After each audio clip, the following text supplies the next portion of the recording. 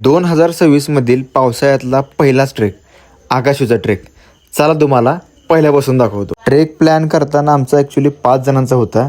त्यामध्ये मी, केशव, प्रेम, नागेश आणि गणेश असं 5 जणांचा होतो. पण राहिलो आम्ही दोघंच, बाकी तिघं झाली कॅन्सल. केशवला म्हटलं काय नाही, ट्रेक आपण दोघात का होईना पूर्ण करायचंच म्हणून गाडी काढली. केशवला म्हटलं चला सकाळी लवकर जाऊ. रविवारी सकाळी 7 वाजता गाडी काढली. आता रविवार म्हटलं की आपला एक तर आरामाचा दिवस असतो, पण म्हटलं काय नाही, फिरलं पाहिजे, थोडा वेळ आपल्यासाठी का होईना काढला पाहिजे. कारण काय आहे, काम काम काम आयुष्यभर काम चालूच असणार आहे. त्यामुळे थोडा का वेळ हा आपण काढलाच पाहिजे आणि गेलं पाहिजे.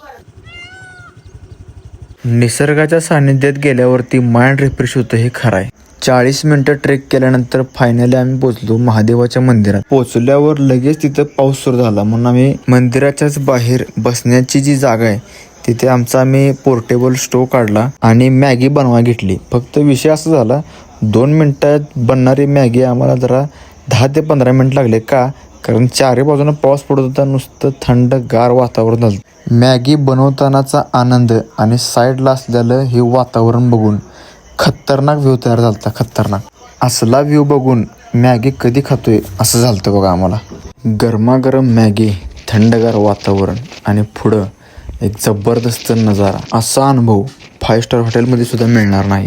पावसाळ्यातला हिरवागार ट्रेक कधीच मिस करायचा नाही.